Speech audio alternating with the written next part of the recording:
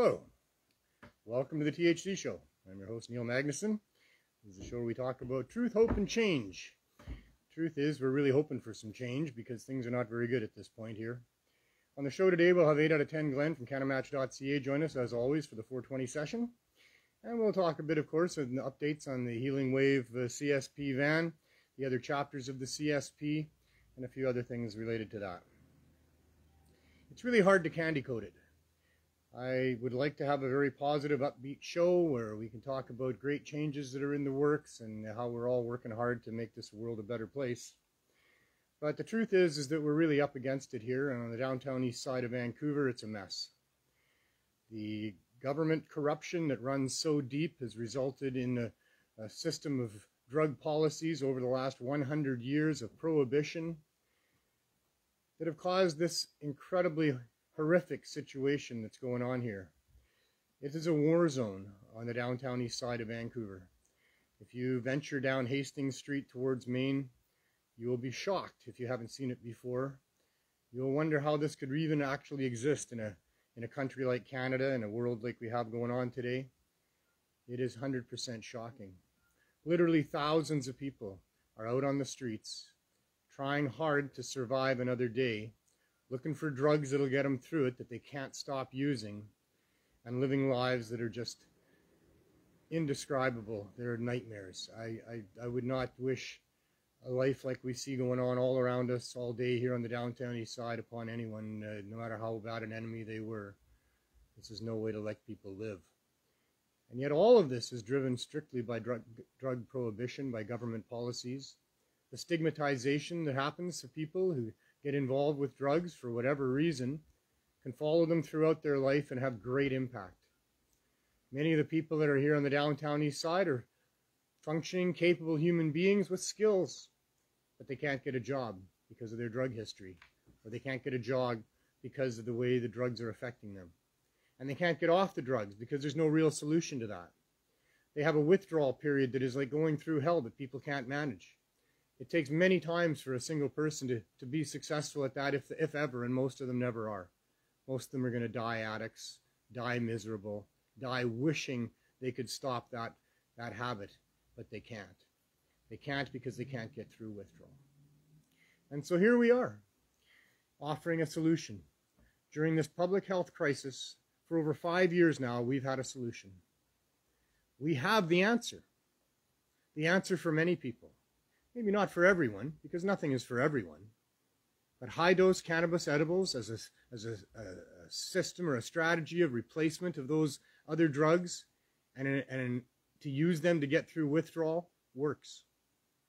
We've seen it successfully work with the 280 people that we work with as members of our society here for the last 5.5 years. And we've seen it work with hundreds and hundreds of others as well that have come and gone, used our services, gotten through withdrawal, and moved on with their life. We see them every day. They come back to us, and they tell us, I've been off this, I've been off that, for this length of time, that length of time, all because of you guys. Well, it wasn't because of us. It was because of the high-dose edibles that, if used properly, can work for people. It works. But here we have a healthcare crisis in Canada, immoral amount of people dying of a fentanyl poisoning or other overdoses of these hard substances, because eventually that's what's going to happen to you if you're involved in those, is you're going to have an event, you're going to have an overdose.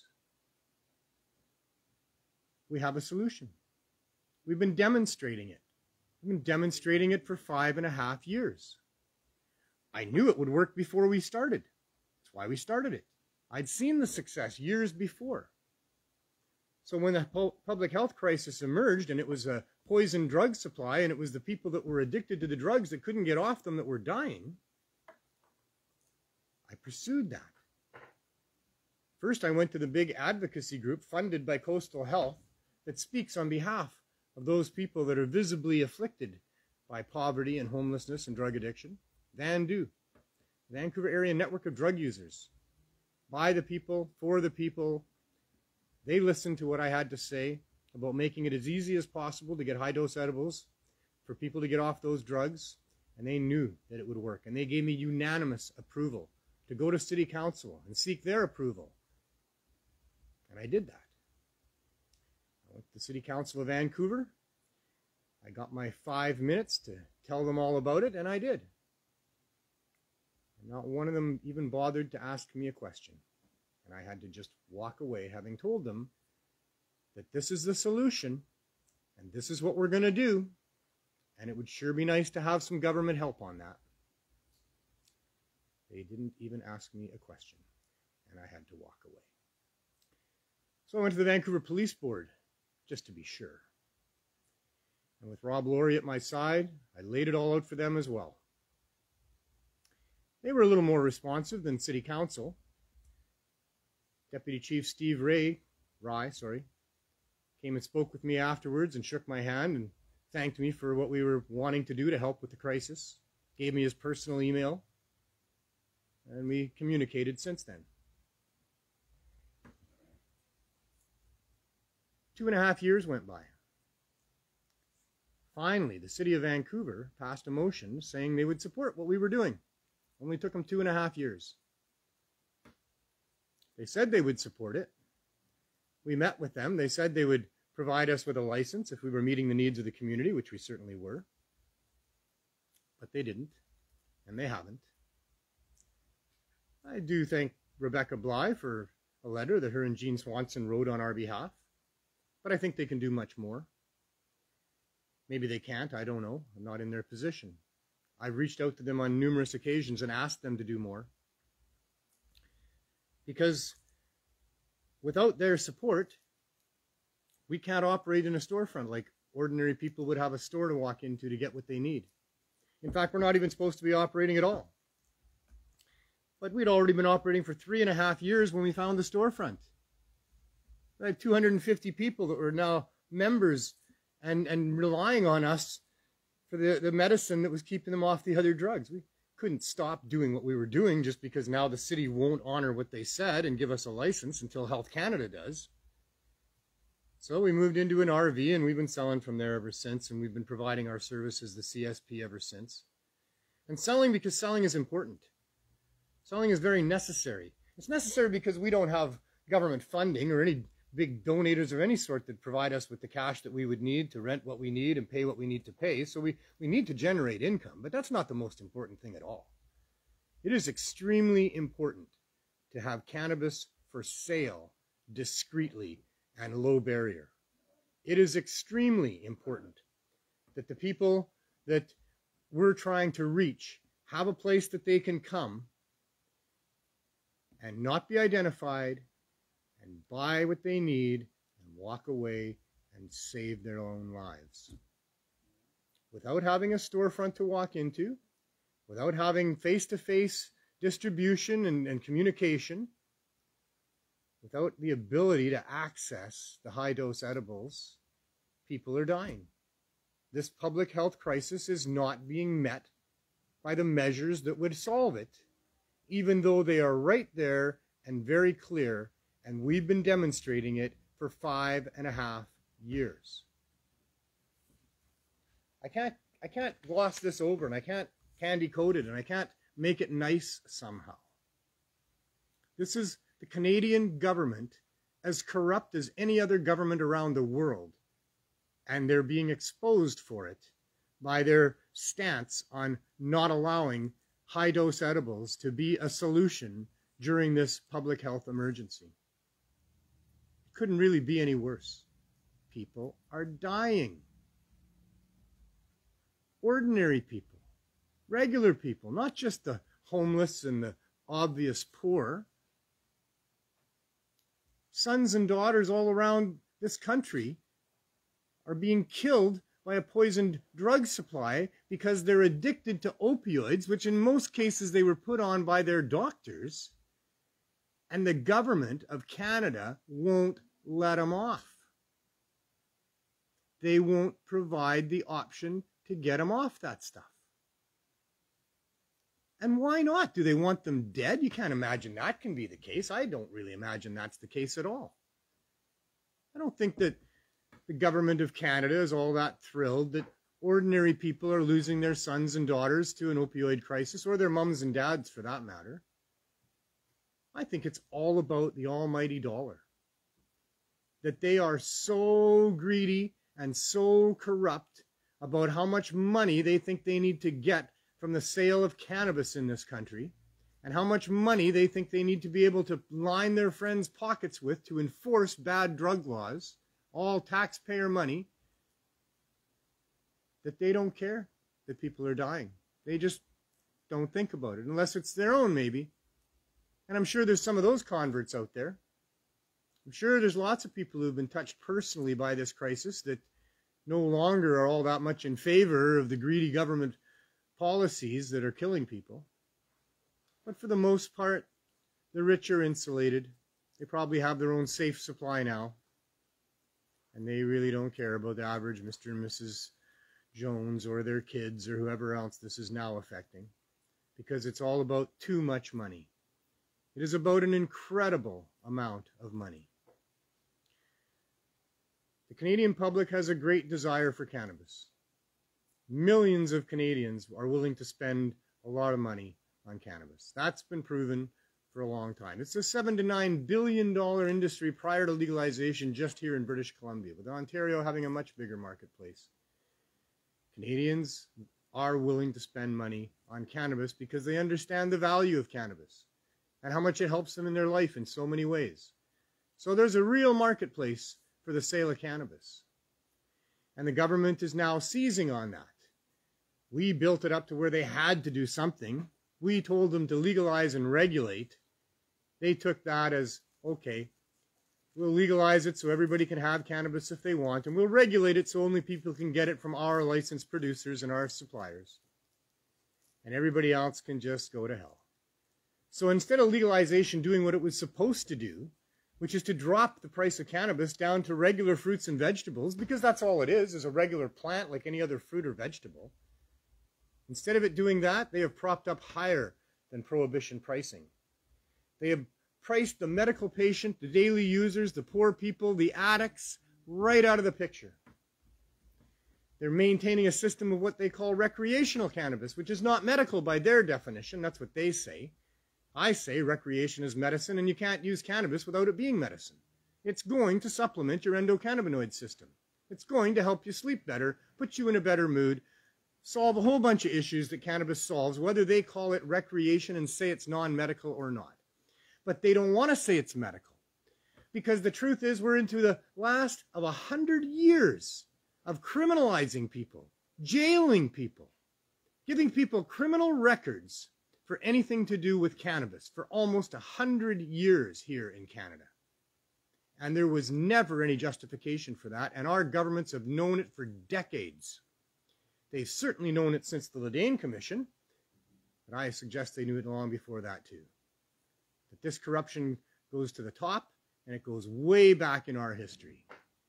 For most of those 100 years, I'm sure those thinkers in Canada that were charged with governance had thought about it and realized that, well, really, it's kind of hard. You shouldn't probably be calling people criminals for just having some plants on them, right? Stupid and ludicrous that that could have ever been the case. Free people in a free country with public servants that are going to be criminalized because they have some plants on them?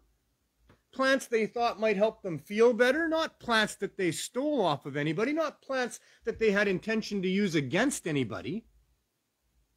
Plants that they thought would help make them feel better. And for that, they're going to be called criminals? And you don't think our governments 100 years ago knew that that was wrong?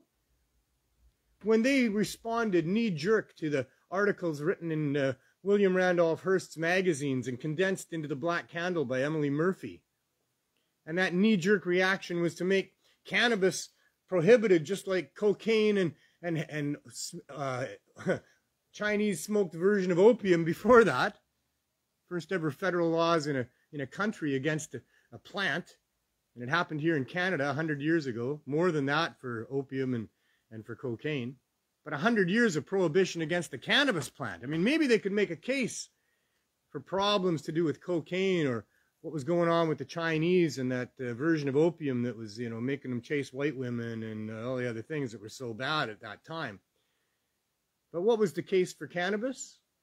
Stories in William Randolph Hearst's magazine about a crazy substance named marijuana that was making people completely insane and violent, and every major crime that happened that he wrote about in his newspapers, he said was attributed to people using marijuana.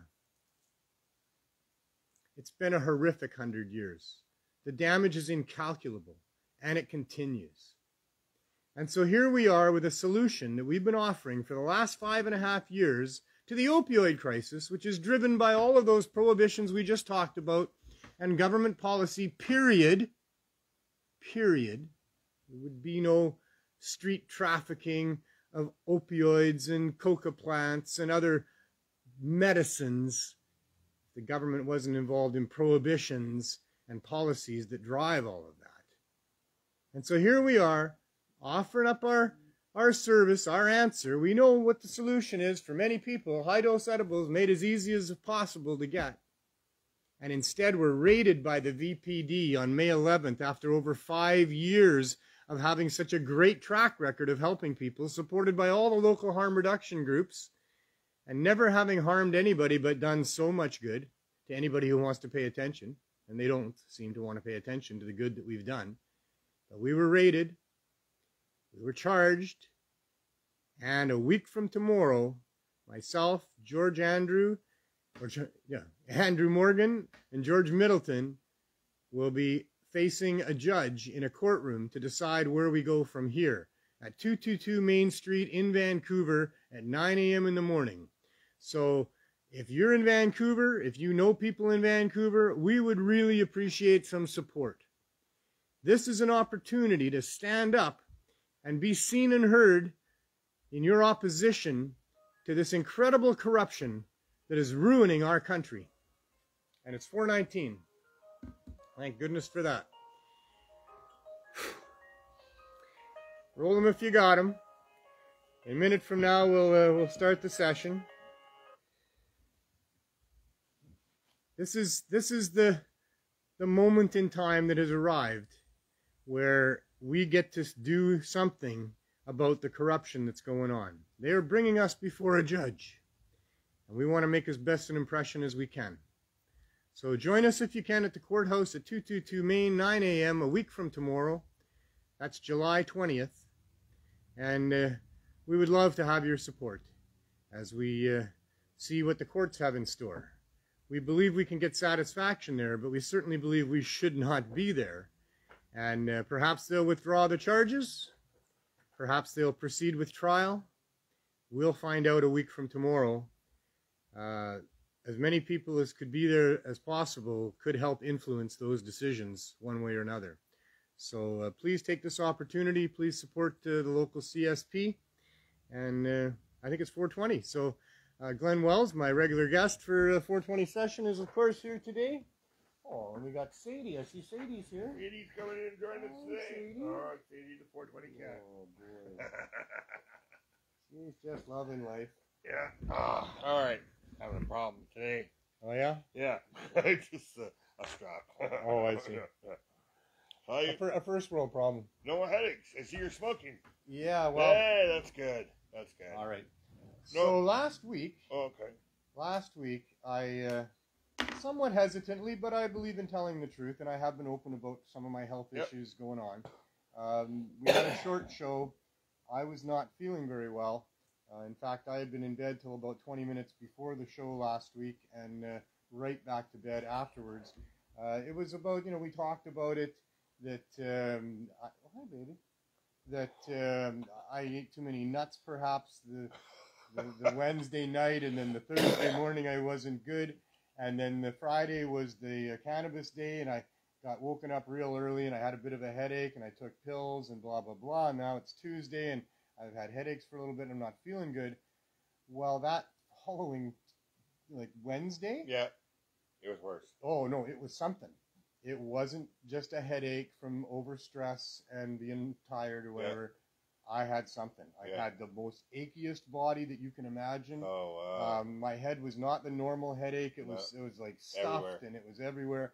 And I knew I had something going on. So I stayed right away from everybody. Yeah. not knowing anything, certainly not thinking COVID, until Roxanne said that she had headaches and achiness and it was COVID. I said, yeah, but I don't have the runny nose or the sneezing, and I got taste going on and all the rest of that, not much congestion. And but because I had had the headaches, I had made an appointment with a naturopath to discuss those things. And so Wednesday was so bad. Holy smokes. Never experienced anything like that. Thursday, I went and got a COVID test. But I couldn't get through it. I couldn't read the instructions. I couldn't get halfway through it. I just couldn't process it. Everything was so bad. And I thought, well, I've got this doctor's appointment on Friday anyway, so I'll take my test to there. And Thursday was a little bit, Thursday was a little bit better than the Wednesday was, but still incredible aches and pains at night and all kinds of nausea and feeling horrible. And then so Friday when I'm going to go see the doctors, I'm a little better. I'm quite a bit better again, but I'm still, not good at all. They did the COVID test. Yes, you have COVID. Oh, wow. And it was a great appointment, and they're going to help me and look after me and go home and get some rest and try some chicken soup and what have you. And that Friday night was worse than any of the nights before. Yeah, I remember you telling me that. I almost called 911. It was up into my chest. It hurt really, really bad. To breathe. I can see how that could kill people, and I can, it was very bad. Yeah. So now, since then, I'm considerably better every day. I don't have that sickness going on. I'm still in a little bit of a fog in my head. I've lost a fair bit of weight, over the last 10 days. But no headaches anymore. I haven't had headaches. That's good. Smoking weed for really the first day. At 4:20, I had 4 puffs yesterday. It was either that or have 20 puffs. So he's going for 20 puffs. Yeah, so I stuck with the 4 puffs. It was fine. I survived.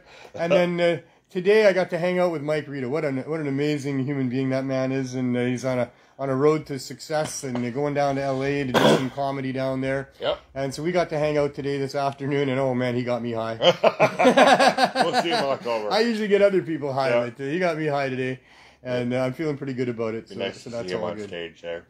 It will be, We're gonna He's go with there. The Portuguese kids. The Portuguese kids, Who knew Portuguese kids were funny, eh? I know, I watched a little bit of their videos. I've known it inspired me to buy the tickets, so. I like Michael. So, He's a good guy. Yeah. There's a bunch of stuff I need to talk about. So court on Wednesday. Yes. That was the big thing. We're going to court a week from tomorrow. We'd like as many people to come as possible. There's a few random things here. BC Bud Day coming up. We had a great cannabis day at Thornton Park. We're going to repeat that coming up on August 1st. So that's a Monday August 1st at Thornton Park. Had lots of people asking me, so there should be a few booths there. So we'll have the regular cannabis market going on as always. There will be lots of good speeches and live entertainment. Me and my friends will be there, and we're going to have a great day. Come on out for BC Bud Day. Every day to protest these bad laws is a great day to do that. And we try to have as much fun as we can protesting those laws. So not to mention making cannabis available to everybody in every way that you can imagine. Smoke all day, eat all day. It'll be very good. Brought to you by CannaMatch.ca. And the CSP. Well, CannaMatch.ca, they're the big sponsor. They're the ones that are really going to make it happen. All we are is the message. They're the means. So CannaMatch.ca, check it out. Glenn runs that. It's an amazing site. If you don't know about it, it's a place where people can get together and meet each other for fooling around or just smoking some weed or whatever you want. Of course, it's that kind of a site. And where it's hard to find cannabis, that's not that legal shit that you don't want to have nothing to do with. You got to find somebody and need somebody or not in an area that's normal to you or whatever. CannaMatch.ca can help you with that. So. Good stuff. A meat coke date. We got some events coming up. There's the Prairie Cup. The 2nd, 3rd, and 4th of September coming up. And that is the Friendly Cup. That should be a great cup. I can't make it, and I'm really unhappy about that. We've got issues going on with the federal government and with what we're doing here. We have a September 6th deadline of responding to their intent to deny. And so these are very tense times for us here with the CSP. And I can't leave. I mean, Jack's still helping you with that, right? Jack? Yeah, absolutely.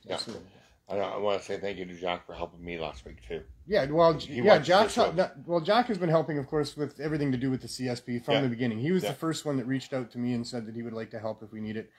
John Conroy is the one that really did the bulk of the work with respect to the application that we put into Health Canada that is still pending and that they intend to deny us of. Yeah, that's what they intended to do to me. And Jack wrote an 11-page response, so we'll see I am how sure that goes. that John and Jack are going to put together quite a response. We've got dozens and dozens of letters that we've collected. I still don't have that online petition going. We've got about 55 days left. Oh, better get that, yeah. John's working on that, and he's going to bring it to me, and we'll get that going. So, but yeah, the Prairie Cup is back. It's its 10th year. They're looking for speakers. If you're going to be there and you're an activist and you got things to say, check in with Jeff Lumstrom and let him know that you're going to be there. There's a void to fill because I'm not going to be there, and I always think I give some of my best speeches. Yeah, I won't be there at either. The Prairie Cup, so. It's too bad. But great cup. I'm sure many people will go as always, and it'll be a great time as always. Karma Cup coming up. I think that's also in September. Yep, 10th and 11th. Following weekend. Mostly online or something. I'm not sure. It didn't told me much about it. It said festival days, so last year was online. I'm hoping that Sarah will reach out to me and let me know. There's pride parades and everything else like that, I would assume that the city will allow them to do an event again. You would think so. Yeah, because if they're allowing the parades to happen, so boy, wouldn't they allow that to happen anymore, right? So I look forward to more details on that, and we'll bring them to you as we move forward for sure. But mark it on your calendar. I think tickets are for sale for both of those events, the Prairie Cup and the Karma Cup, and the 10th and 11th for the Karma, and 2nd, 3rd, and 4th for the Prairie Cup. Yeah. The FECO Playbook launched on Saturday. I shared it on my page. That's big news too. The FECOPlaybook.com. Go and check that out. This is where they will help guide people through the use of full extract cannabis oil in their journey of cancer or addiction or whatever it may be, insomnia, MS, you name it. Really, They've put together the leading information. They want to be the leading place for the latest discoveries and all of these types of things about how FECO can work for people, how that full extract cannabis oil can work, what combinations of cannabinoids are best for different conditions. There's a whole science involved in that. My friend's daughter, who's 5, just got diagnosed with epilepsy. Right. Somebody donated 3 ounces of RSO that she needs to still pick up. Right. But she can use that FECO Playbook to go and find out how to use it. I'll give her the link. Yes, exactly. They don't provide the actual FECO for people. No. So you have to figure out ways to secure that. It's easier in some jurisdictions than others. But that is the key to so many things, and this is a really good group of people that have put together this amazing resource.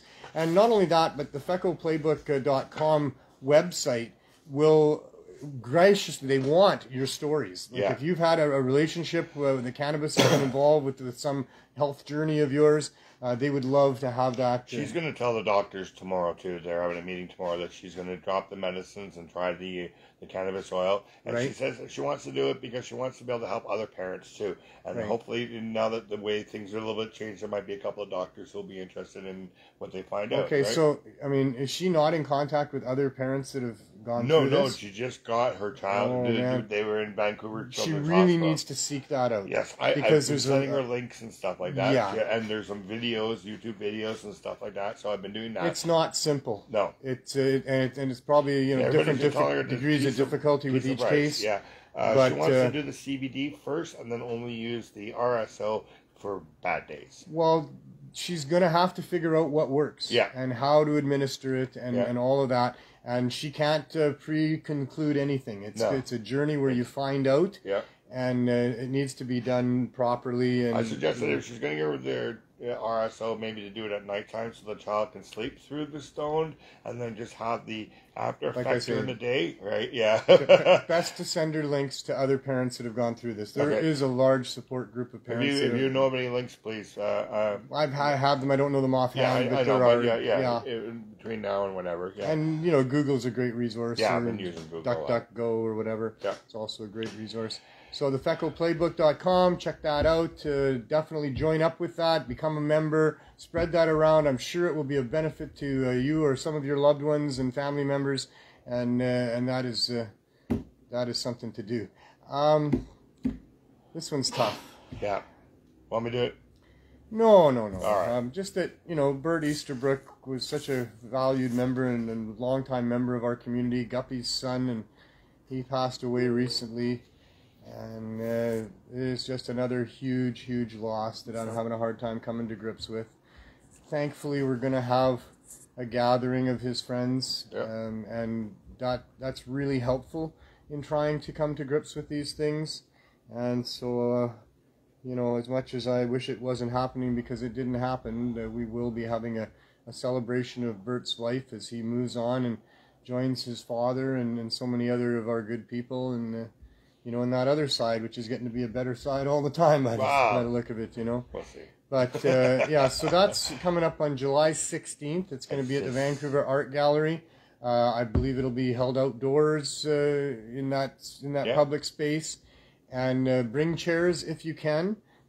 Please be prepared to make videos, take pictures, and document it, please, as best you can. Talia has asked that we do that. Yep. And, you know, on behalf of Talia and Davin and Halden, you know, oh my goodness, we love you, Bert. We miss you. And, sure do. We're probably going to be fortunate to have you looking over us and being our guardian angel from above in the future, but I'm sure going to miss all our times together. We had some incredible times, Bert and I. Yeah. So coming up July 16th, that's bring chairs. That's a Saturday. It's coming Saturday. Think, right? Yeah. Yep. 3 o'clock, people can start showing up there and, you know, help each other through this. Yeah. And, maybe I'll bring my gravity bong. I'm sure cannabinoids will be prevalent and very welcome. Gravity bong and torch and doing some dabs with the gravity bong. I don't know. We'll see. I think it's hard to carry around, but life is tough sometimes. So we're still running the RV. Yep. It's getting a little warm crazy out there. As can be. I mean, it just seems so surreal that you know, they came and they stole the RV from us and took it away and stole all the stuff out of it, or most of it, including a whole bunch of personal items that have disappeared for no good reason. But you know, you can't trust the police apparently, and yet here we are. It's been well over 2 months since that happened. Or is it 2 months in one day? I think it was May 11th. So May 11th. Yeah. Yesterday, my dad. Tuesday. Yesterday was the day my dad passed away 12 years ago. Wow. But in any case, that's totally irrelevant. But I miss your dad, and you know, I was very happy to have such a great father. So you know, 2 months ago, they steal our RV. They keep it for 4 weeks. They seize all of our goods. They charge us with trafficking. And then they give us the RV back. Mm-hmm. Never once did they tell us, you know, why are you continuing to do what we just arrested you for? Because we never stopped. We put up a tent the very next day, and we were operating under a tent for 4 weeks till we got it back. We're right by the police station. They came and visited us and delivered a message about our tent being a little too far out in the road one time. That if I didn't want to have more stuff stolen, I should move it towards the sidewalk. So I said, okay. So you did that. Yeah. So this is all extremely surreal. Yeah. This is like, you know, they call and say, okay, you can come and get your RV back. No costs associated. Just go to the property office and pick it up and bring it back and put it right back where we've had it all this time for over 2 years. Parked in a 2-hour parking spot for 2 years. And now we got to go to court. Yep. It makes no sense. They must be going to drop the charges. They can't proceed. I wouldn't think. They might boggles my pay mind. A few lawyers for a little while, then drop the charges. Yeah, too, well, I guess. I think Monday they're just going to postpone it. You know, the Crown will say, "Oh, we're probably not fully ready yet, Your Honor." Yeah, we need to review this a little further. Yes, you know, because I certainly that, plan to have this conversation with the prosecution if I get a chance. Once I know what they look like and I can meet them in the hallways or something. They're very rarely first appearance ready to start things. Usually, first appearance is just. Well, we're going to get some disclosure. Yeah, you'll get some disclosure. Which they wouldn't give us ahead of time. Oh, really? Yeah. Jack's been trying to get that, and no. You know, got to wait till that first appearance, but then they have to give us the disclosure, which will tell us the reason for the raid in the first place. Was it prompted by that guy in his lawyer's suit that didn't like where we were parked that day? Was it prompted by a complaint that maybe there was other things going on besides marijuana going here or cannabis? We don't know. Story. So we get to find out. You know, what prompted this? Yeah. And then we can we see don't know the if direction they're going to go. What they say is the truth, though. Well, we never know that. Because if it was a lawyer guy, he might want to be involved. They didn't want to bring him in on it. So no, they would just say based on a complaint. Yes, that's all they would say is based on a complaint. Yeah. They're not going to identify who complained. Yeah. So yeah, we don't know, but we're going to get to find out, I guess, on Wednesday. I think that's terrible. We shouldn't get to find out because they should just withdraw the charges and go away. And now they should support us and protect us. You know, I mean, we're just, oh man. Anyway, everybody's heard it so many times, eh? Yeah. I want to do a shout out to the other chapters of the CSP. Chris Backer in Halifax is just such a stoic individual that he's a lot like me. He ain't quitting. He ain't giving up. He's there every week, and yeah, you can just hear it in his reports that you know, he's determined, he's proud, and he knows what he's doing. You know, difference he's making, right? Right. Yeah, and that this inspires you as a human being. That's it. Yeah, it's what it gets you right there. if you're not that person to start with, you're going to become that person because you know you just it just gets you. Chris in Halifax has been doing fantastic work there, and he puts out his East Coast CSP videos. He thanks the different people that are helping him. Canadian Lumber, for example, you know, one of the big supporters of our projects right across Canada. Very happy with those people and a whole bunch of other people. For us here, the Mad Hatter has been incredible in supporting us. Dirty Dave, Green Wilderness, Gorilla Ganja, Somewhere in Neverland, Joe Pepper, have to mention John Murray, Michael the Cookie Monster, my friend Dan, you know who you are. You know, there's so many people and the volunteers that are so instrumental in what we're doing here with the donations. And of course, it's all done by volunteers. It always has been in all of these places. Chris in Halifax there with the people that help him. In London, Ontario, William Hicks, I think he's got the help of his son Isaac a little bit as well. And there's some other people that are helping him. And he's another fellow that when I talk with him, I can hear it in his heart. You know, that he's of the same heart and mind as the rest of us and knows the good that we're doing here. Having some troubles in London, Ontario with locations. Everybody, of course, always struggles with the need for more donations. That's what makes it work. Without donations, you'd show up there and wave at people and tell them you're sorry. So, you know, it's all about the donators. Volunteers can only do what the donators provide them to do things with. So, yeah, and then Mary in Winnipeg, still struggling with her feet. Still struggling. Yeah, wow. Still struggling with the program there. She needs help, and that community needs help. There's a lot of people in Winnipeg that really, really could use the CSP. It goes for a lot of different places in Canada, but I think Winnipeg is one of those places where it's really evident, and she found that out. I have an idea. So the people, that company who is helping in Manitoba, people fight the government for their growing rights or something. I'm not familiar with that. No, I thought you guys were talking about something today where there's a company. Tobagrown. Oh, at Tobagrown, yes, that was it, Tobagrown. Wonder if they would be interested in helping her help other people, right? Because if they're there for the patients right now, and Mary is helping patients, so she wants to. Yeah, maybe Neil can let them know, Mary know what that was, and maybe they might help too. Yeah, everybody, anybody that you can think of to reach out to that They're might help. On board helping the medical patients. What I'm thinking is the association, right? That's how it works. Is somebody hears something like that and they go, "Hey, I know somebody who works in that organization," and then they get a hold of them, and then things move forward. This is how things work, and we really need it to work in Winnipeg. There's a crisis like here too, but there's such a crisis of people that are struggling with addiction, and Mary found that out when she started the program there, that hundreds of people came out of the woodwork and were pretty much mobbing her, wanting what she had there. And so we need to keep that going. This is an opportunity for people to make a difference in this country and to make a difference in this movement. I had a young gentleman here today. Yeah.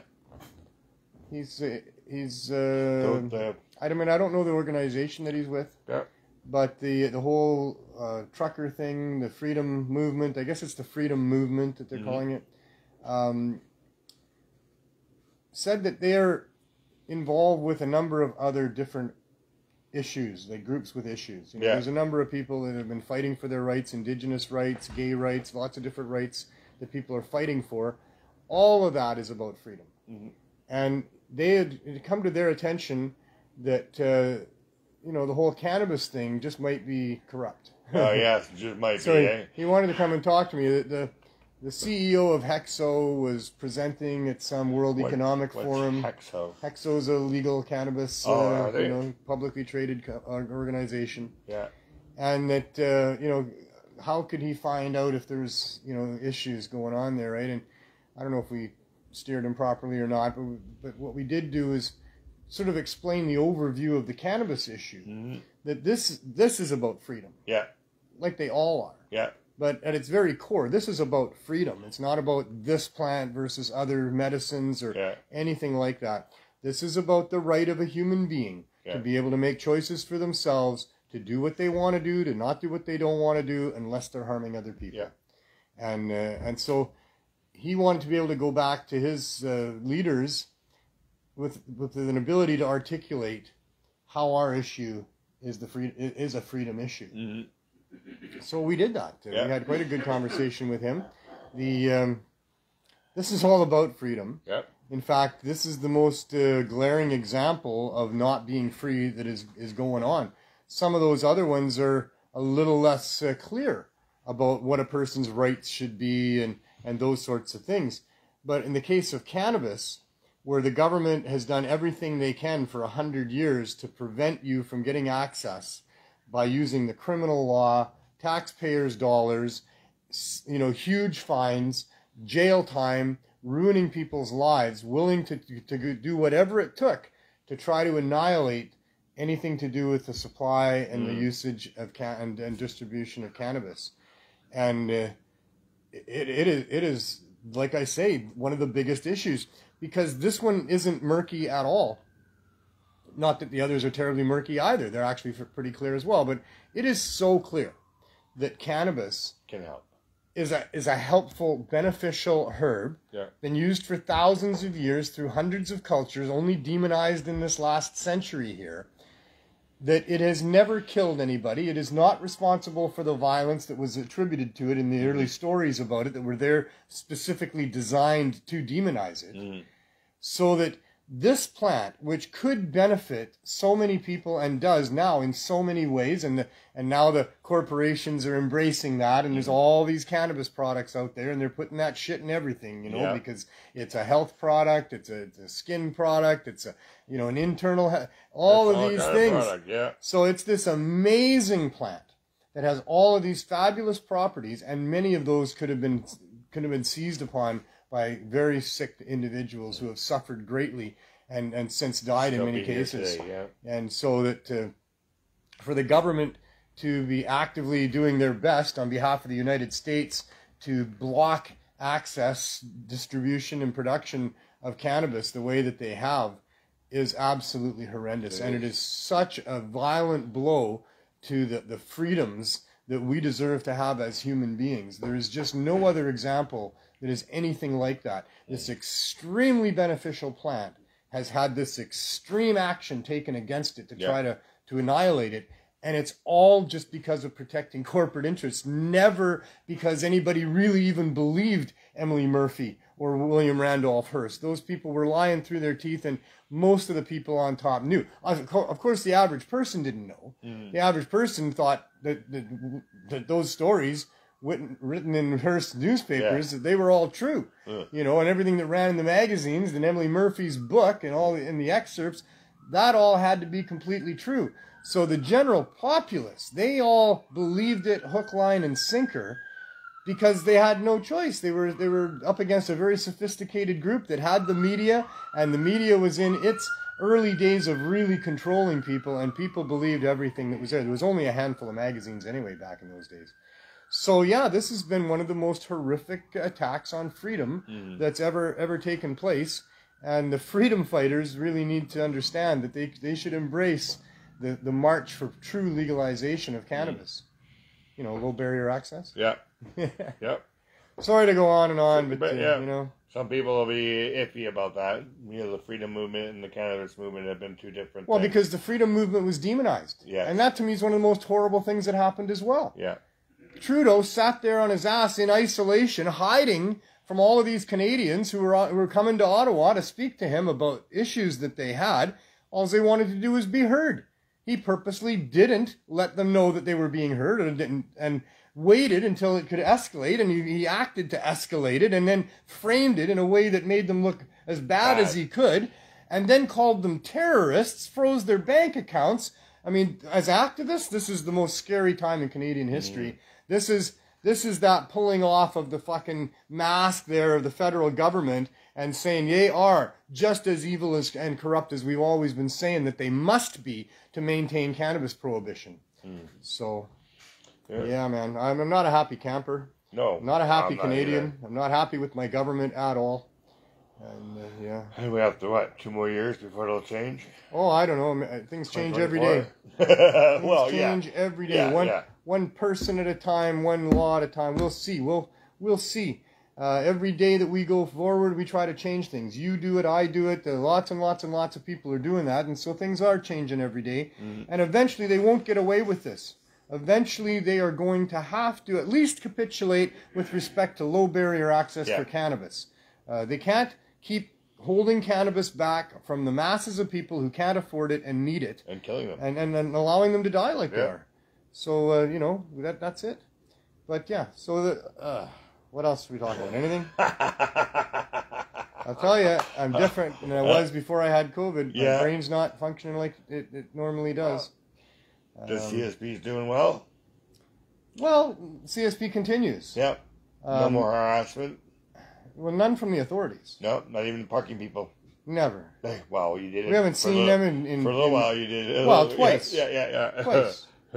Once, the day after they originally raided us with the anti-vending unit 2 years ago this coming November. The next day, the parking guy was there saying, get your vehicle out of here. And when he threatened to tow it, then I did drive it around the block and then brought it right back again, except here instead of there. And I told him, you know... That's where it stayed. And that's where it stayed ever since. There, The only time it moved was when I went to get some gas one time, and when the cops took it. And when you had to evict the rats, didn't you have to move it a little bit? Well, I moved it backwards a little bit. That's all. Okay, I thought you had to actually and I didn't actually drive it down the road to the gas station like I did that one time. No, it just stays there. It's become an icon in the town here. I really don't know what's going to happen, Glenn. I was on the street feeding the meter today, and a bunch of people walked by and go, "Yeah, it's back!" And I could hear it. We still get that. And they're going, "Yeah, it's back!" And a whole group of people were like, It's been over 4 weeks, but we're still getting that. I go, yeah, it's been there for a while now. Yeah. Oh, so many people were sad when that had disappeared. Yeah. And, but you're just feeding the meter and you hear that, right? It's really a positive thing here. It is a very positive thing here. And that's kind of the other thing that bothers me so much about this situation with Health Canada. They're going to make this decision on us without ever coming here and even seeing us. Yep. Without ever talking to any of the people that come to the RV every day and thank us for the service that we've given them and tell us about how they're sleeping, how they've been a year or some amount of time off of their substances, and all the rest of the great stories that we hear. Health Canada's not hearing those, and it doesn't matter. We send them a video. I doubt they ever watch the video. I doubt it. You know, I doubt it very much. Yeah. Because it's not in their interest, right? No. People do what's in their interest. And in this case, they were presented with an application to allow for low barrier access to cannabis. And right away, that is not in their interest. It is not something they're interested in. They cannot, look at it and say, oh, well, they're right. We need to let them do this. That is not their mandate. Their mandate is to protect the legal market that the Trudeau cartel has set up. And that the idea that we would be able to dispense cannabis at, $1 a gram, less than that, and good quality cannabis, given out to people at prices that are nothing like what the government wants to charge. That is not something they are allowed to have happen. They've proven that in their responses to us over the last almost 2 years now. And September 16th, it'll be 2 years since we put in our application to Health Canada. Wow. 2 well, there's years. Over 2 years for my renewal. And then they give you a piece of paper. Oh, we're going to try to... 2 years of me repeating over and over again in letters and comments and social media comments about how the inaction by the federal government in providing us with a license to allow us to operate from a store and expand as we should according to the needs of the communities, there is a lot of people that are dying. People are falling through the cracks. We are not reaching many people that we would otherwise reach. And I have repeated that message to Health Canada over and over and over again over the last 2 years. And yet, they did not respond with an emergency exemption from the Cannabis Act, which was logical to expect, seeing as how our program had been running already by that time for 3.5 years, that we would be given a quick exemption while they figure out how to let us continue to do what we're demonstrating is the right thing to do. But that isn't what they did at all. There was none of that. There was no cooperation with us. There was delays. There was excuses. There was this is complicated. We're working on it every day. And then in the end, we're going to deny you because all of your product isn't legal. Like, really? Saving people's lives is not as important as making sure that the government gets its cut on all the weed that we have here? And the government should get a cut anyway on cannabis that's going to be used by people to get off of opioids, Canadian citizens that pay the wages of these public servants. It's crazy. It's a screwed up system, sure is. It is as corrupt as you can imagine. Yeah. 2 years of explaining to them that this is killing people. We're documenting all of that. And please give us a license. And they're going to deny us because all of our products aren't legal. Even though in our application we've asked that our producers, the people that are supplying to us, that we've trusted with good products with never any problems over the last 5.5 years, that they be scrutinized and brought into the legal marketplace as licensed producers for us without the other ridiculous restraints on the other non-medical licensed producers that would increase prices for people. We can't have that going on. So we've told them that that would be a good solution. We've told them that really the waste that's being destroyed because it's overage by the LPs and the stuff that the dispensaries have to destroy because they opened the packages, that perhaps they could donate that to programs like ours, and maybe that would be considered a legal supply. We also pointed out that the majority of the products that we're using here with respect to edibles and concentrates are provided by people that are growing their 4 plants or having their legal medical grow and using that to donate to our program. That's all legal. It is. Yeah. So the not all legal product is a real red herring that certainly is not more important than saving people's lives. The second reason they say they're going to deny us is because we're going to allow people to get access to high-dose edibles that don't have a doctor on board supporting that decision. And that is one of the most ludicrous things of all. Because what we are applying for is low barrier access.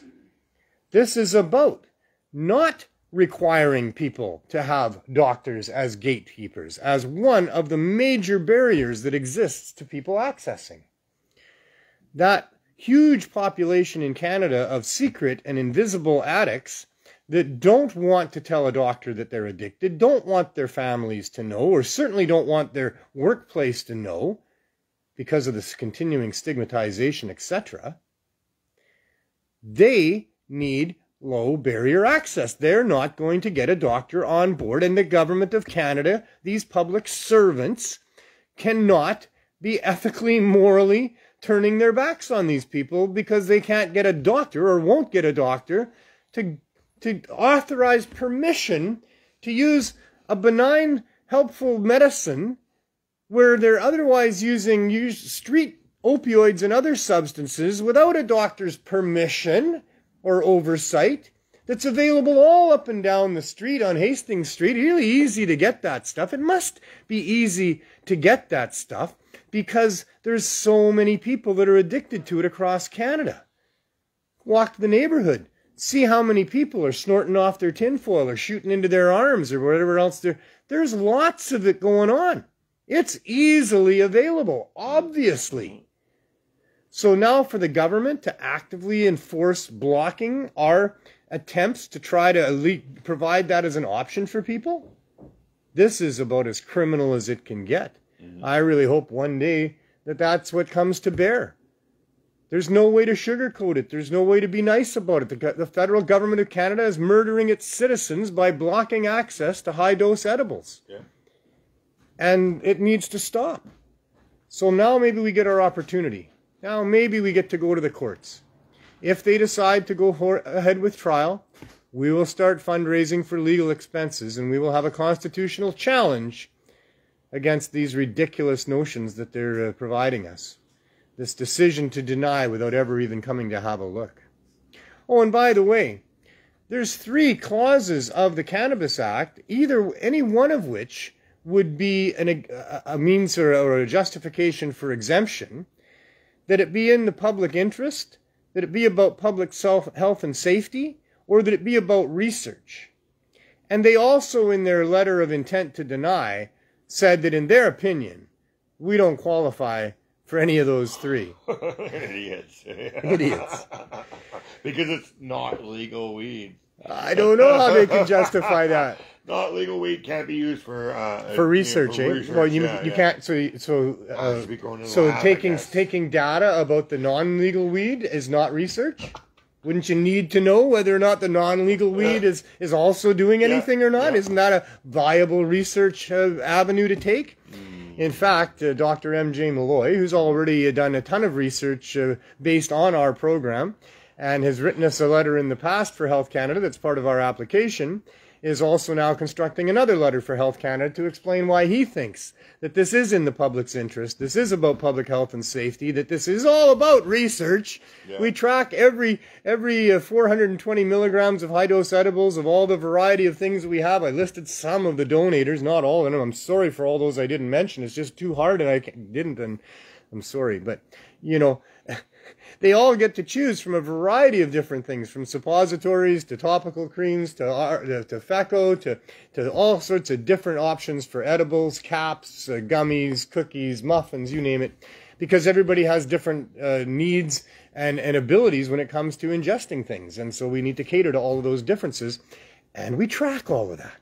We've been tracking all of that from the beginning. Every single member that comes and gets their 420 milligrams, we track what it is that they choose. So we can tell you specifically for that individual what seems to be working for them. And we can tell you generally that this percentage of the population seem to prefer perhaps CBD over THC, or they like the one-to-one, We're collecting all of that data. We've been doing it from the beginning. So Health Canada is completely out to lunch. They can't lie anymore if they took lessons on it, because they're already lying through their teeth with no truth anywhere coming out of it. We qualify for all 3 of those possible exemptions from the Cannabis Act, and we are absolutely supposed to be handing it over to people that are obviously adults over the age of 16. We probably would ask anybody that looks under 18 if they're going to show us some ID, and if they're under 16, they're going to have to go and get their parents to bring them to us, to talk to us about what's going on with their child and what do they want us to do, if anything or nothing. But people need to have this. This is the right thing to do. The government of Canada needs to come and talk to us and ask us how they should regulate cannabinoids as therapies for opioid misuse syndrome and all these other things. We are the ones on the front line. We've got 5.5 years of everyday experience now here, and we're the ones that need to be consulted. Yeah. And yet they're not consulting. They're simply saying they're going to deny. We'll see. We'll see. If we need to go to the courts, I guess we'll go to the courts. I hate that idea. I don't like going to the community for fundraising, but the lawyers have done so much already for us. Yeah. If we're going to have a constitutional challenge, there's going to be a whole bunch of hard costs and other costs that will have to be borne by the community. And I'm hoping that we do it, because this is so important. Yeah. This is the legalization that we've been looking for from the beginning. This is what the model of cannabis stores should be, is what we had going on here, what we're doing on a very scaled back version in the RV, where we have all the different cannabis products available for people, we have the right information for them, and we have a face-to-face interaction that allows for discreet, low barrier access. And that'll be the true legalization.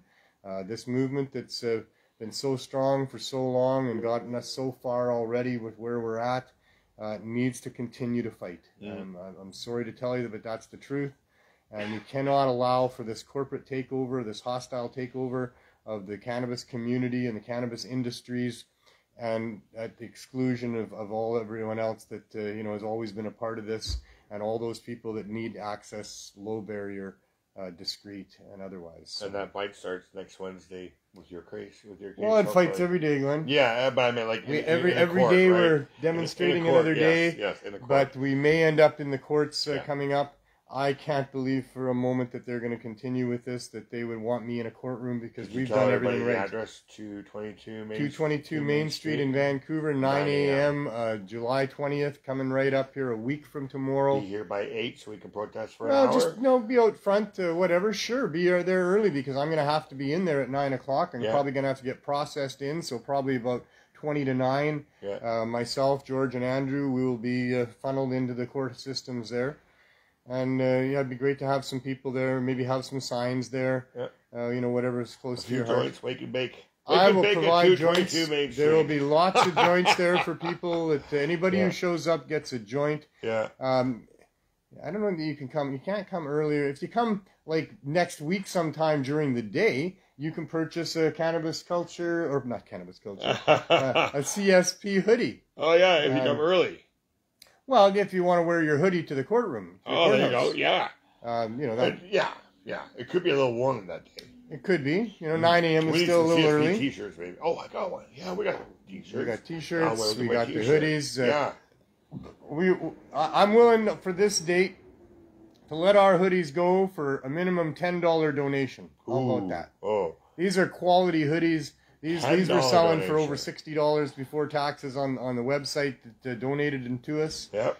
And so these are quality hoodies. They've lasted really well for the people that have them. I see them all over the place. Yeah, I still got mine. If you want to come in the next week and get a CSP hoodie, $10 minimum donation. All that money goes to CSP. We're all volunteers. Nobody takes any money from the CSP. Of course not. This is our love, and this is our passion. And we just want it to work for people every day and make it as good as we can. Mm-hmm. So there's no tips going on for the volunteers out there. Nope. Everything goes into the donation box, and they're perfectly happy with that. They already think they have the best job in the world anyway. And I think so too. Probably do. Well, it was next to being a courier by myself in Toronto, because you're always able to smoke joints in your own car, and it still worked too. So, drive around smoking weed, just driven. That's a good job. It was great, man. On my bike, in my car, walking. I was a walking courier, so whenever, it would always be, hey, we're going to meet for a green coffee first thing in the morning, and the dispatcher would know exactly what the hell we were doing and all that stuff. So yeah. Of course. And I worked in construction where everybody would meet before they get there, have a little circle, and then coffee. There you go. Right. Cannabis is such a community thing. Such a huge part of life. And that's why I made CannaMatch too, right? Because I want to bring the community even more together. Like, here we all are, right? And so many people have to live in hiding. Yep. And have for all this time. Yeah. I still get a little bit worried if I'm smoking and I see a cop. I had that old brain thing go, oh shit, okay. What I learned on the Freedom Tours, I did these 4 trips across Canada where I spent 5.5 months visiting the different communities and educating about these issues, and eventually meeting the Prime Minister all 4 times. But what I learned in visiting small towns in Canada, and I visited as many as I could, is that those communities are really tight. Mm. Everybody knows everybody. Everybody kind of knows everybody's business. And if you're growing cannabis or you're using cannabis and nobody knows, it's a real thing. Like, and there was so many people in these small communities where they couldn't let anybody know that they had anything like that going on. The cops were sort of in tune with everything too. These communities are really super secret. Yeah, they're like I say, everybody knows everybody else's business, and if you're a cannabis consumer in all of these 100 years of prohibition in Canada, you can imagine some of the smaller towns in Alberta, for example, very conservative. Saskatchewan, where the RCMP had their big base there, it's a small province anyway. Yeah. I mean. And I could go on to all the provinces that it was really, really difficult for people in the past to admit to their cannabis use. The OPP, they're not too big of fans of cannabis either. I don't know why I get things flashed sometimes. So I'm on a freedom poopers. I'm on a freedom tour. This is the 4th one. I've got my own dedicated vehicle It's a white Chevy van, and Bob High has done a beautiful pot leaf unfurling out of the Canadian flag on the hood.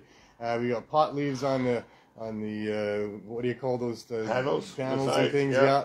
And so this is what I'm driving across Canada on the Freedom Tour. and I don't think there was ever a time there wasn't smoke billowing out the window. That was kind of a theme there too. But I interviewed some hemp farmers when I was passing through the prairies, and there was weed growing in the ditches. So all of these big hemp farms, they're not on the main highway. Yeah. They're on the minor highways in behind. Then you can have some hemp growing. If you're on those highways, all of a sudden you're looking at what you're passing, and it's like, am I seeing what I think I'm seeing? Is that weed with huge big buds on it? Well, you're like, wow, and it was really like that. And a lot of it, the seeds would escape. Like the farmers had to hand over for destruction all seeds that were produced if they weren't being used in the hemp hearts, right? Where they took them apart, because they didn't want any viable seeds surviving a crop, because the plant wants to mutate back to having higher THC levels. That's its natural state. And all of this hemp that we're growing is selectively bred, genetically modified by the government to make sure, they got more farmers growing hemp for seeds to make sure there's no THC in it than they do growing hemp for seed to put into nutritional products. Wow. Because the government's on this big campaign to make sure that stuff doesn't have more than 0.03% THC, and the plant will naturally in one season start to mutate itself back to higher THC levels. So the farmers have to destroy or hand in for destruction all of those seeds that they produce there. But some of them escape. Yeah. And so the ditches along some of these hemp fields are just full of beautiful big. Nice. So I picked a couple of those. Yeah. And I had them on the roof racks of my car there. And that was in Manitoba.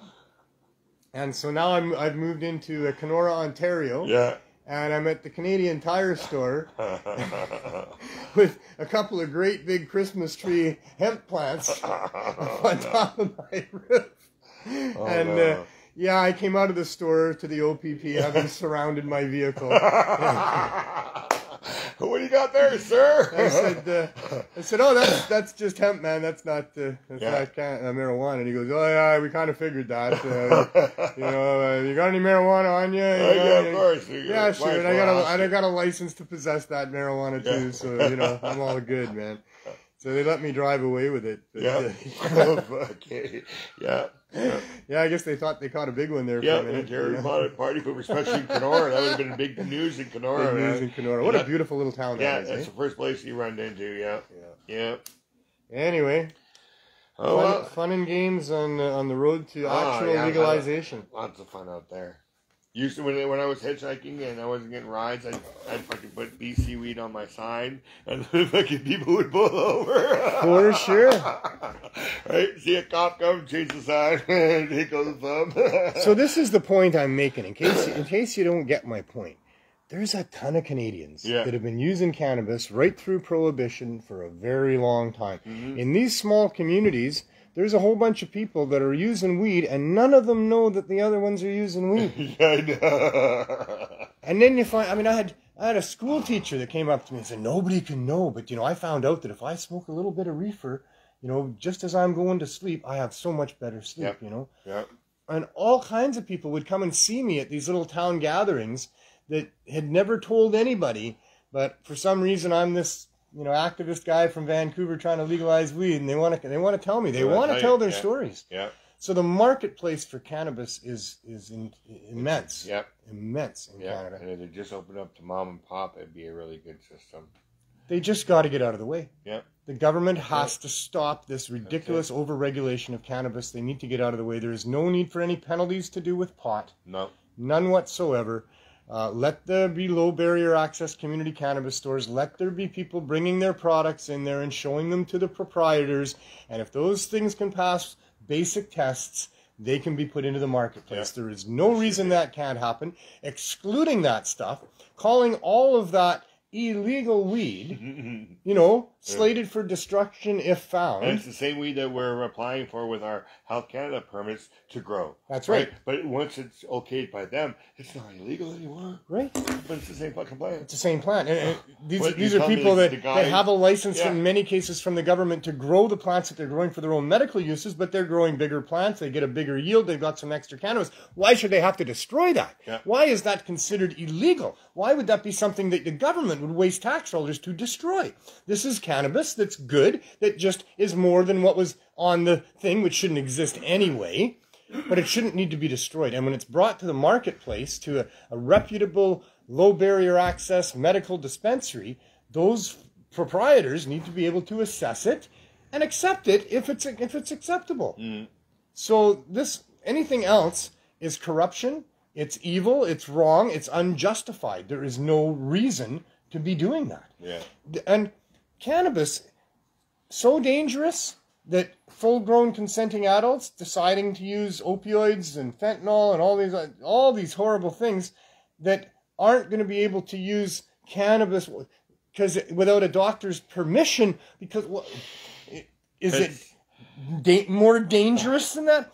The cannabis plants are allowed in every household in Canada, depending on the province you live in, unfortunately. But according to the federal government, the ones behind all of these horrible persecutions and penalties and all the rest of it, according to them, every single Canadian household is welcome to grow 4 cannabis trees. Yep. As big as you want. And if you haven't seen how big cannabis can grow, you could fill your living room. Yep. Seriously. Every Canadian household is perfectly fine to have 4 of these extremely dangerous plants that are so dangerous that you got to have a doctor giving you permission if you're going to be using any amounts of it in an edible form, at least, you know. But your kids are fine to climb the tree, to chew on the flowers, to do whatever it is the kids do with plants, you know. And the cats. It is so ludicrous, man. I didn't bring the plant out today because Sadie here just would not leave it alone, and I'm not going to subject the poor plant to that type of abuse. She's so nice, eh? The deer like plants, too. Deer like plants. All the animals like the plants. You know, they're not stupid. No. And it's just a plant in nature, except it's an ancient plant that's been used by us and other animals on the planet for, millennia. Yeah, never was an illegal plant until the last 100 or so years. A little more not in the States, but as a federal thing here in Canada. 100 years of this nonsense. They have made so much money off of us and off of those prohibitions. Ruined so many people's lives. Ruined so at the expense of so many people. What was that? They're going to be wiping out possession charges? Yeah. We talked about that last week on the show, that there's a bill that's looking to be passed. The Liberals say they're going to be on board with it, put forward by the NDP. It'll take a couple of years. It sequesters them, but it does not expunge them. Yeah, so they kind of disappear. Yeah. But they don't completely go away. They can still be found and accessed if necessary by the state at some point. So if you're crossing the border, a border guard would be able to access that or not? Because that's the question. A U.S. agent may be able to see it. But in Canada, it supposedly won't come up in the search. So that's not going to help you much. So who knows? It's hit and miss based on whatever country you're going to. Yeah. So you still can't lie to them when they ask you at the border, You're not supposed to. That's the thing. It's closer, but it's not. It's not there. It's not expungement. Yeah, it'll be invisible to some. Yeah. And they actually said that that's what it was. It'll be invisible to some.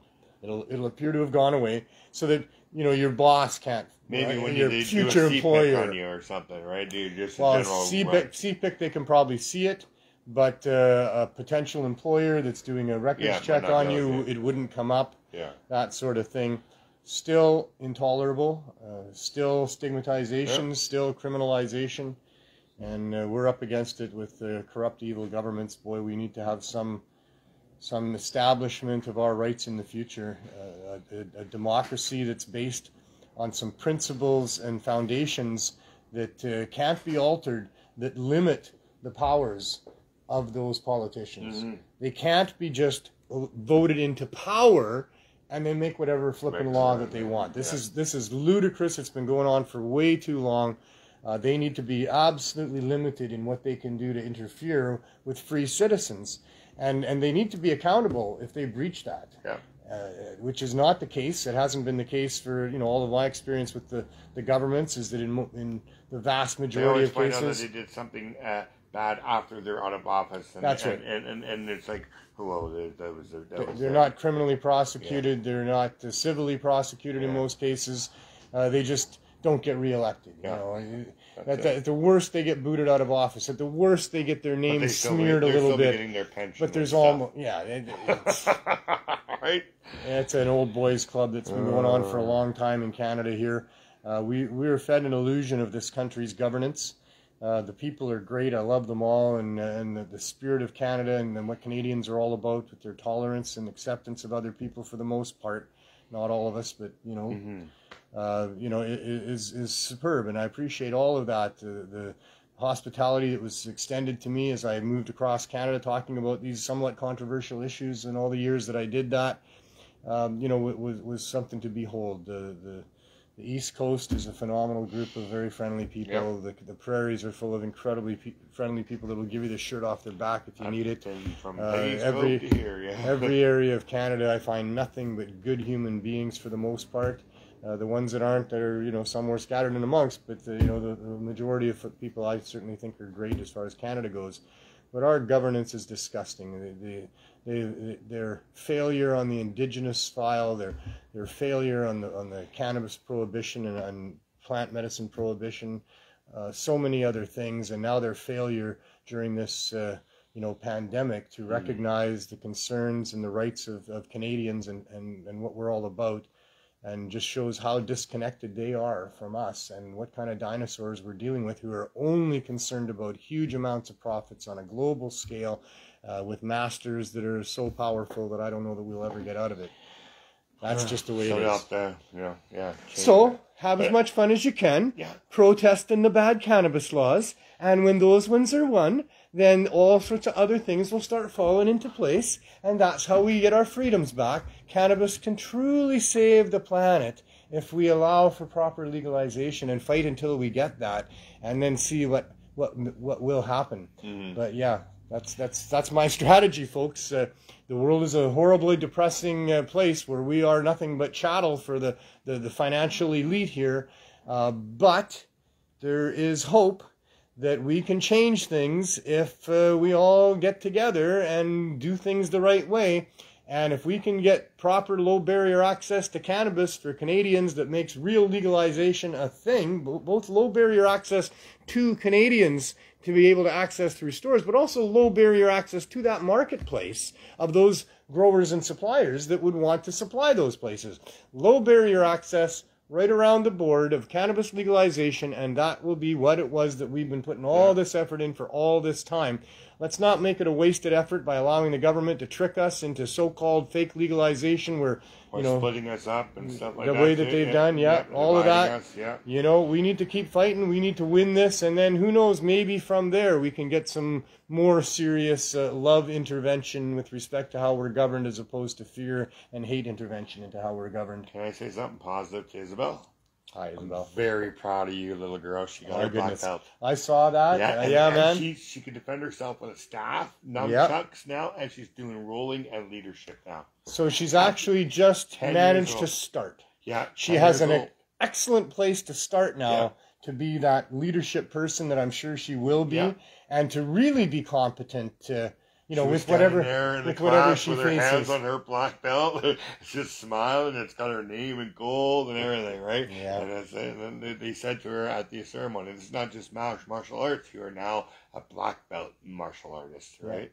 And so with new levels to achieve. Oh man, you know, it's so nice. We're so proud of her. And her mom was very proud of her. It is I think one of the very best things you can do for your kids. Yeah. I've always thought the same. Her. My son, unfortunately, he took it to become, someone everybody had to get a piece of, but he always defended himself properly. But he did not have that much of a fun time in school with the lessons that he got with respect to the martial arts. But it has served him well, except it got him into a lot of fights. People insisted on fighting him. He got a reputation that he could look after himself, and that became a target for people, you know. They can, It can. You grow up in Surrey, it's not easy, man. Thing, right? Somebody wants to take over always, right? Absolutely, So he found himself needing to defend himself a lot more than he wanted to. Girls, too. Well, girls can be mean, too. Yes, but if she has that air of confidence about herself, if she'll speak up for herself because she feels that'll go a long way. Yeah. And it did go a long way with my son as well. Yeah. And also my daughter, is a black belt in Taekwondo, got that early on as well. Yeah. Good. So, similar kid doing similar things. Well, similar ideas. The martial arts are a very, very, very valuable thing for a human being, for sure. Wow. I don't know how I would have been without what I had. Yeah, I got into with Tracy's Kung Fu after boxing with the New Westminster Boxing Club for a while because Surrey was a fairly violent place to grow up. Yeah. When my parents moved me out of East Van because they thought Surrey would be better. And no, you probably would learn more. And being a little guy, I was never that big, and so you're a target for that reason as well. So I had to do all of that stuff. But the martial arts that I learned within several months, it had just changed my whole attitude about myself and the world that I was in. And it served me very, very well all my life. So anyway, highly recommended that you get something like that. All right. I guess we should continue on here. So we'll see you next week. Feels like a show. I didn't know how much of a show I'd have today after the way I felt all week. But I'm feeling all right. We'll see you next Tuesday. We'll see you next Tuesday. Right. Enjoy the weather. We'll see you next Tuesday. Yeah, I guess I'm not seeing you before that. Well, Saturday. Saturday. I'll see you on Saturday. Yeah. We'll just show the thing. Yeah. Well. I'll see you on Saturday then. We tell the truth. Yes. We try to tell the truth. I'm not here to. Tuesday's a regular thing. Saturday's not, so that's why. I know, eh? Well, and it just felt to me like I was going to see you quicker than that. That's all. I put it on my calendar so I don't forget. Yeah, we'll go and celebrate Bert's short but amazing life, and try to give him the best send off that we can, and help each other feel a little bit better about the loss of another one. So anyway, see ya. July 16th, the celebration of life for Bert Easterbrook at the Art Gallery starts around 3 o'clock. Bring your own chairs. Please make videos and tell stories, and let's have a good celebration of my friend Bert and his short but amazing life. So, at this part of the show, typically, we just go outside and see what's going on with the Cannabis Substitution Program. I like to do just a brief summary. I know everybody's out there going, yeah, right, brief. But for those that, every week there's new people watching the show from around the world, and I'm thrilled with that, and I want to make sure that everybody's up to speed as much as we can. In response to the public health emergency that happened here in Vancouver several years ago, it was 5.5 years ago that the cannabis community here in Vancouver responded with a program to give out high-dose cannabis edibles to people in numbers that would allow them to get through withdrawal, because that's what those things can do for you, and escape the addiction that is locking people into the use of these things that was killing people. We did everything we could to do it above board and with permission, and notifying all the right agencies involved, and proceeded to do our program and hand out high-dose edibles in care packs to people on the side of a sidewalk in front of Van Dude near Main and Hastings in Vancouver, twice a week for the last 2.5 years, until the City of Vancouver passed a motion, which we then met with them and responded to in the form of opening a storefront. They were going to support low barrier access, and we were going to explain to them what that meant, and then they were going to allow us to be in the store. But instead, Health Canada needed to be on board.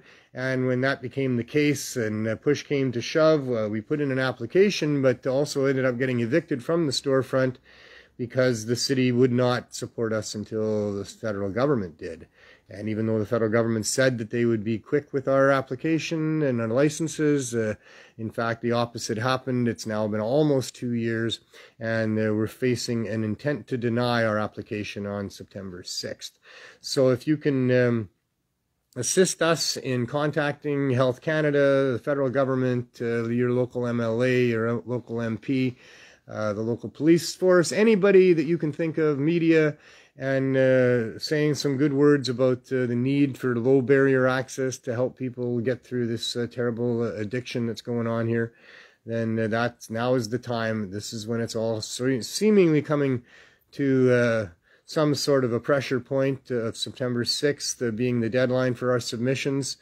And then I would imagine that within a short time after that, there will be some sort of a decision. And if we can influence that decision in a positive way, it will make a huge difference to the lives of so many Canadians and all of us in general, for sure, here in Canada. It may take a swath out of the licensed producers' distribution plans of wanting to charge so much, but I don't think so. I think there's still plenty of people that are willing to pay high dollars for high quality cannabis, and hopefully that's what the government will have down the road, is proper high quality cannabis at whatever prices they want to charge, as long as there's access, low barrier for people who would just like to have whatever farmers decide they can bring to market at a reasonable price, which would be considerably affordable for people. And beyond that, of course, anybody who can't afford it, it should be provided by government, funding or supplementing of the industry, for sure. That's what needs to happen. And we're here trying to make it happen. And with enough help, we can do that. So anyway, at this point, we have the RV out front. It's been there for 2 years. We're going to go visit that just to give you a bit of a glimpse of what it's actually like here. Because this is one of the best reality shows on TV. This is real-time experience of the quest for low barrier access cannabis stores. And the fight is out front.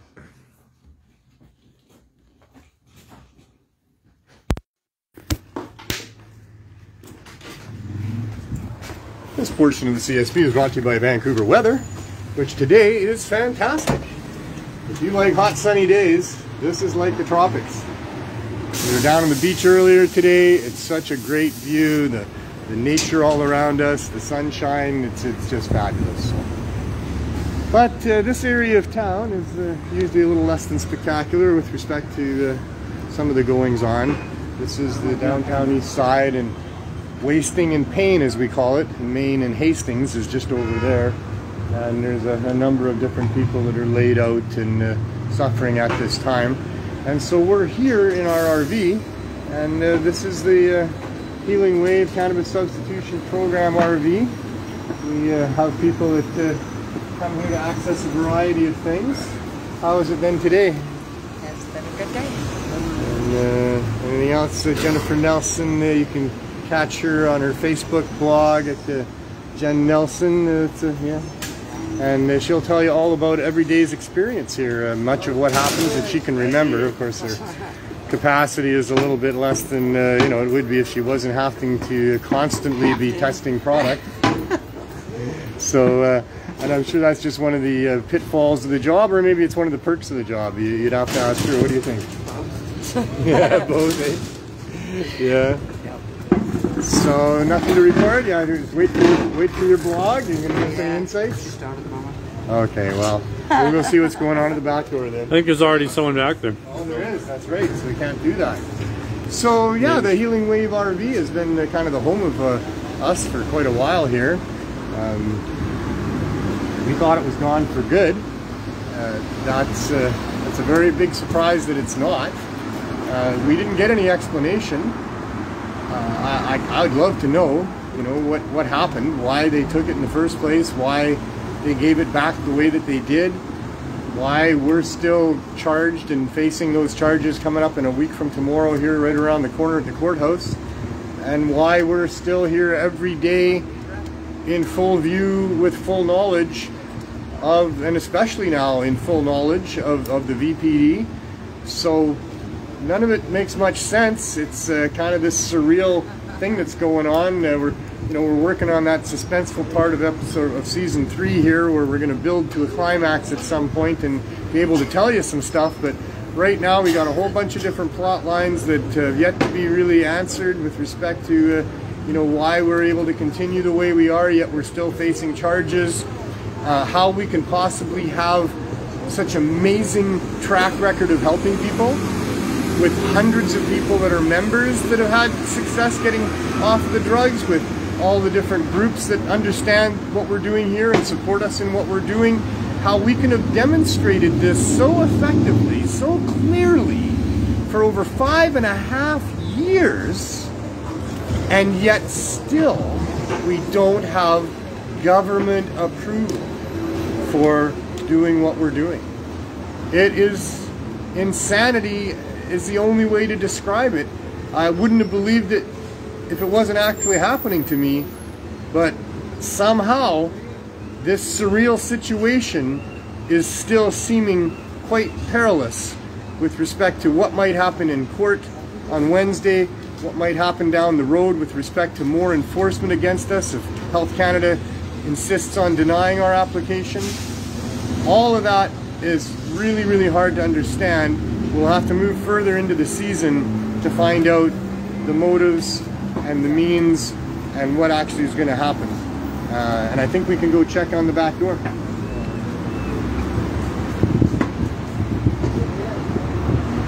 Well, what the heck's going on here? How's it going? It's going all right. It's going all right. Are you too hot in there? That's not the problem. Okay. The problem is we need more donations. Yeah. I need people to step up and give us more donations. I see. Okay. I need cookies, I need brownies, I need whatever you can make. I need people to step up. I have over 35 people today.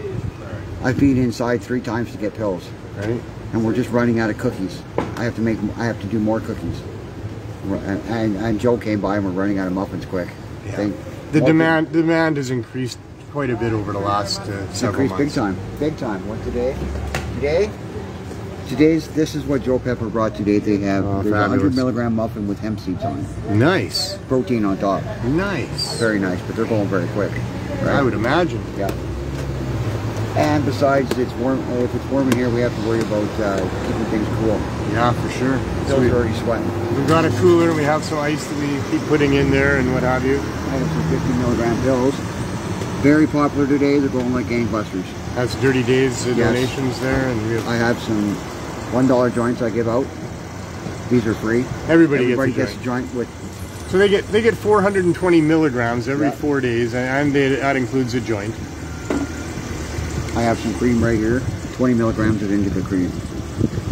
Very nice, beautiful. Topicals are so helpful to a lot of people down here. There's a lot of skin problems and issues to do, subdermally. I have an assortment of edibles. This is from a random donator. Yes, I have some of this. He makes these things. He walks around and gives them out to people, and then he brings some of them to us and has us give them out as well. This is what they're called. This is what he writes on it. Writes the name of the product, and he writes 0.5 milliliters.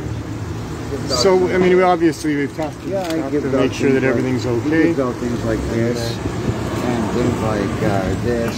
Here, Glenn. I give it out to people out here, you know. Every little bit helps. Every bit helps. Every bit helps today. I think that's everything. No, hang on. Well, and so we need more donations. I got to do up more cookies in the bag, but they're both bad. These are 200 milligram cookies. Is that somewhere in Neverland? No, that's Canada. Oh, that's the Canada stuff. That's the one that's, they give us a bag with 3 cookies in it. That's 600 milligrams. Right. 200 milligrams each cookie. Today they've gone like gangbusters because, you gotta let everybody have a chance to get other stuff too, right? Yeah. You gotta spread. Some people just say make a mix, right?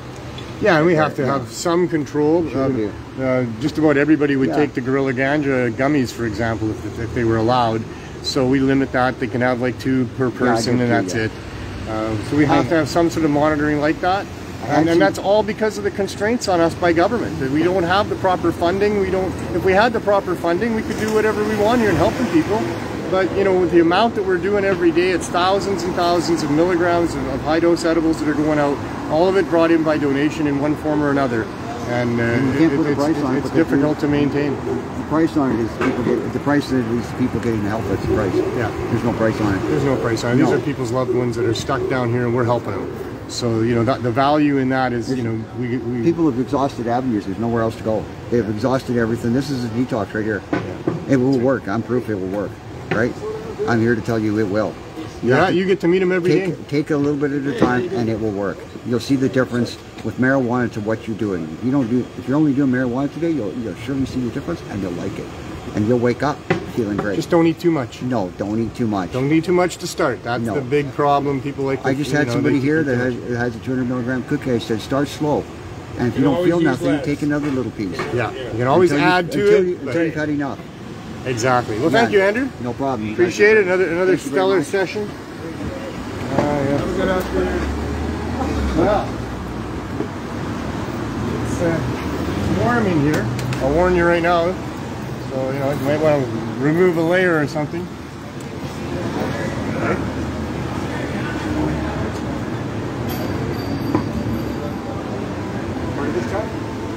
It's not that bad. It's cooled down a little bit this time of the day. Having the back door open, I mean, it's obviously a security issue with what we're doing here. To have the back door open every day, but when it's hot like this, it's the only way that it works. Well, and somebody left like incense or something in here yesterday and stuck up in the van, so so yeah, that's what's going on. How you doing, George?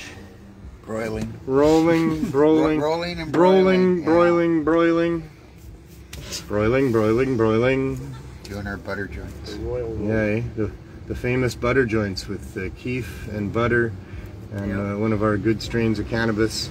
A very valuable cannabis product for people. Yeah, you got many cases. You just paid for so as are everything. And this is our little home. This is our little operation. This is where we try to make sure that the people in this neighborhood get the options that they need to get them off the other drugs, to replace the use of those other drugs. Every single dose that we present out this RV to people is one less dose of some other drug that they would otherwise be taking if they didn't have this option there. The government has been shutting down any of the medical dispensaries. They're all closed here now. We're the last remaining space. There's a couple of government stores quite a ways away from here, but there's just nothing else for people to go to get what they need here. And we got to make sure that this one gets to survive and then thrive, and that there be more as it is needed throughout this community and all of the communities across Canada. This is a solution to this opioid crisis, this public health emergency that we've been dealing with for several years, and we've lost tens of thousands of Canadians to it. This is a solution that is working here in the minimal capacity that we are able to do it, and if able to be used throughout the country, in the places where it's needed, this would save a lot of lives. And not just in those communities where there's the visible addicts, the poor, and the disenfranchised. This needs to be also discreet access in the other communities across Canada where the people there are also involved, but they're not visible. They're just suffering in silence and in secret and dying because they don't have a low barrier access store to go to. So please help us in our fight to get the federal government to permit this life-saving measure that we've been demonstrating so effectively for so long is a solution to this problem. Please help us by writing letters and sending emails and making phone calls and talking to people and all the things that can be done. Support your local CSPs or ones that are in whatever area that you can, if you can. Let's not let this effort die and let the government's plan of taking over the cannabis industry with a non-low barrier, non-medical model that excludes all these poor people and will continue the suffering. Don't let that become the entrenched way of legalization in Canada.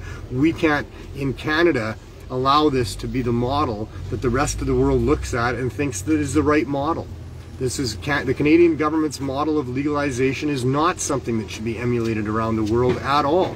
Until it encompasses low barrier access, it is not proper legalization and is not what we want the rest of the world to think is the right way to go. And we're the ones who have been shouting about this for decades here in Vancouver, in Canada. We've been leading the fight as best we could. We've been telling the truth.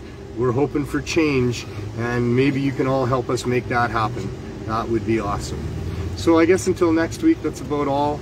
I hope that you can be as productive in your life as possible. I hope that you can find ways to look on the bright sides of all the different things that you're dealing with so that you don't have to deal with all the stress of negativity and seeing the downside of everything. Love yourself. Love your friends and family. Most important, have as much fun as you can until next week. That's an RX-7.